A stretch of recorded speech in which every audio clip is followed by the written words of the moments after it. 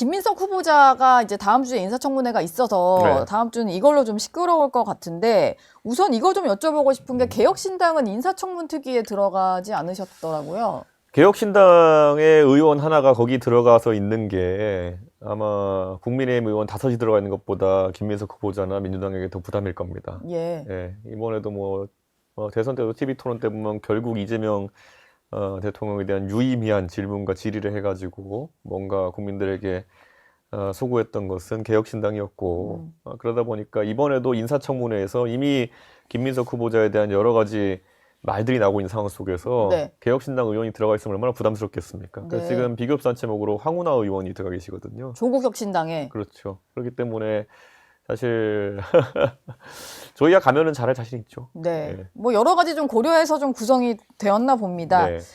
뭐 청문특위위원회는 안 들어가셨다 하더라도 네. 개혁신당도 이제 김민석 후보자의 의혹에 대해서는 보고 계실 것 같은데 지난 17일부터 매일 아침에 이제 김민석 후보자가 글도 올리고 어제는 김어준 씨 유튜브에도 출연까지 했거든요. 근데 네. 공통적으로 하는 주장은 정치검찰의 뭐 사냥, 표적 수사다 뭐 이런 얘기를 줄곧 하고 있거든요. 이건 좀 어떻게 들으셨나요? 저희가 대선 때부터 사실 이재명 대통령에 대해서 저희가 도덕성 검증을 하려고 했던 이유는 네.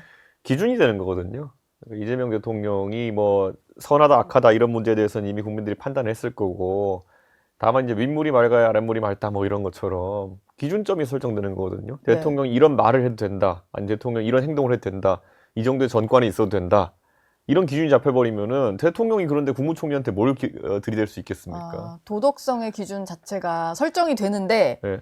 뭐 지금 그런 상황이다. 해명도 지금 이제 보면 똑같잖아요. 검찰이 전부 다 이렇게 해서 억지 기소한 거다. 예. 억지 수사한 거다 이렇게 하는데 글쎄요. 저는 굳이 말하자면은 네. 김민석 후보자가 그렇게 해도 버틸 수 있다고 생각하는 게 아닐까. 네, 그거는 어쨌든 인준 표결을 해도 표가 우위에 있고 하니까요. 그렇죠. 그거는 이번 선거 결과에 따른 자신감. 네.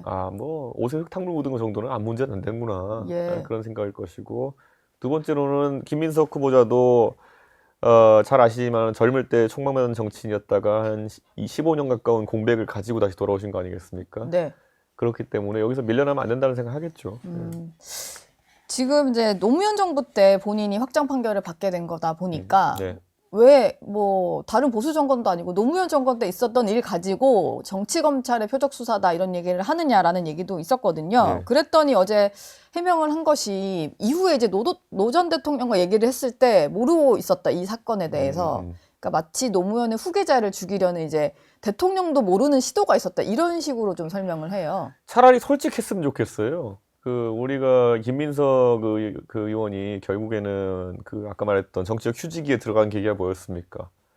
결국에는 정몽준 노무현 단일화에서 어떤 역할인지 다 알고 있잖아요. 예. 차라리 그 논리 구조가 맞으려면은 그것 때문에 내가 보복받았다라고 하는 게 맞죠. 그때 정몽준 편에 서는 바람에 그렇죠. 그렇기 때문에 그렇게 하면은 그래 아무리 노무현 대통령이라도 그럴 수 있겠구나라고 그냥 논리관계가 이어지는 건데 네. 뭐 정치 검찰인데 노무현 대통령 몰랐고 검찰이 독자적으로 그렇게 했다. 글쎄요. 그거는 논리 구성이 안 맞는 것 같습니다. 어느 정도. 네. 논리 구조가요. 네. 이재명 대통령은 기자들 만난 자리에서 본인도 이제 김민석 후보자로부터 얘기를 들었는데 네. 청문회에서 다 설명할 수 있다고 하더라. 이런 얘기를 좀 했어요. 이건 또 아까 이제 초반에도 얘기하셨지만 어쨌든 우리는 안고 가겠다. 그리고 어쨌든 인준 표결은 가능할 거다. 이런 자신감에서 오는 표현이겠죠? 여기 뒤에 올 사람들이 또 자신이 없나 보죠. 여기서 만약에 물러서거나 아니면은 약한 모습 보이면은 뒤에 올 사람 중에 더 이제 지탄받을 사람이 있나 보죠. 그러면 이 기준점을 잘 세워야 된다는 생각을 할 것이고, 예. 뭐 그런 이재명 대통령의 뭐 문제 없다고 하니까 한번 가보자 이런 거는 우리가 정확히 기억하는 게 조국 사태 아니겠습니까? 네. 그때도 결국에는 가도 되겠다. 법무부 장관 조국 가도 되겠다라는 판단을 한 정무적 주체들이 문재인 정부대에 있었고 그때 문재인 대통령도 사실 방관했던 거거든요. 예. 그랬다가 이제 큰 기둥이 뽑히는 그런 상황이 났는데 그렇습니다. 그런 것에 재판이 되지 않기를 바라는데 김민석 후보자의 자세는 상당히 자신감을 넘어서 일부 국민은 좀 뻔뻔해 보인다고까지 할 정도 거의 다른 것 같습니다. 지금 보면은 총리 후보자인데 외부 공개 일정을 매일매일 하거든요. 그러니까요. 이거는 그냥 나는 총리다. 그리고 난 그런 능력을 보여줄 사람이다. 오히려 의욕보다는 이제 민생 챙기면서 내 능력 보여주는 걸로 가겠다. 뭐 이런 전략일까요? 어느 정도는 이해는 가는 게 이게 하나씩 해명하기 시작하면은 앞으로 남은 일주일 기간 동안도 굉장히 매일매일 뭔가 해명을 하기 시작했구나. 그럼 또 물어봐야지. 이런 식으로 언론과 그리고 또 야당에 접근할 테니까. 예.